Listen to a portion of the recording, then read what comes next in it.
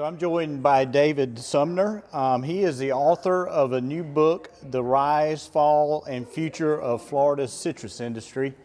And he was at the Florida Citrus Mutual Annual Industry Conference today, and he was the keynote speaker at the luncheon. So it was a very interesting look back at the history of Florida citrus. And just talk to us a little bit what inspired you to write the book. I think it started with growing up in the industry and having so many memories of growing up in the industry, of coming of age in the 50s and 60s, having a wonderful father who taught me a lot and set a great example for me, although he died at too young of an age. But my family's business was killed in the freeze of 1983. And by then, I had already gone off on my own, pursuing a career in journalism and teaching, college teaching. So I did that career. I taught college for 25 years.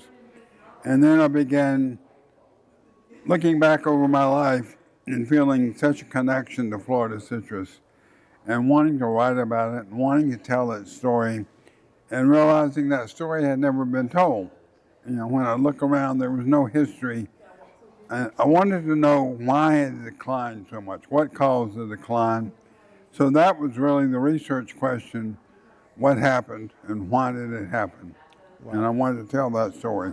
Well, it's quite a story. A lot of canker, hurricanes, and diseases over the years. More recently, we've had the citrus greening HLB disease the past 20 years, and you know, that has been a very significant challenge, but you kind of had a hopeful message based off the histories of the 1890 freeze, the hurricanes of the past, right, of the trajectory of the industry.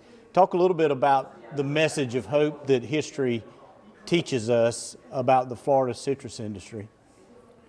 Well, there have been some tremendous setbacks.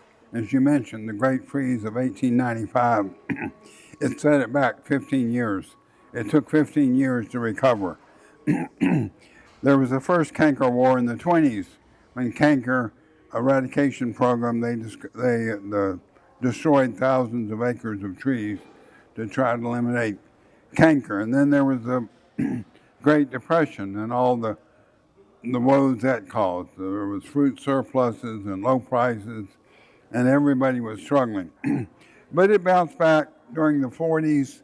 The invention of Florida concentrated orange juice really revolutionized the industry, and then we had the golden era, which I called it. So things looked good, and we thought that would go on forever, but it ended, unfortunately, in the 80s because there were 7 freezes in the 80s. Production declined 20% during the 80s, but again, Florida growers replanted. They bounced back, and in 10 years, it had reached pre-freeze production levels. So, so then citrus canker, and somehow we got through citrus canker, barely. But then came citrus greening. So as I look back over that 150 years, it's just been setback, followed by bouncing back. And, you know, I saw that cycle. And I believe that's what's happening again. I believe we'll recover, and nobody thinks it's going to recover to what it was 30 or 40 years ago.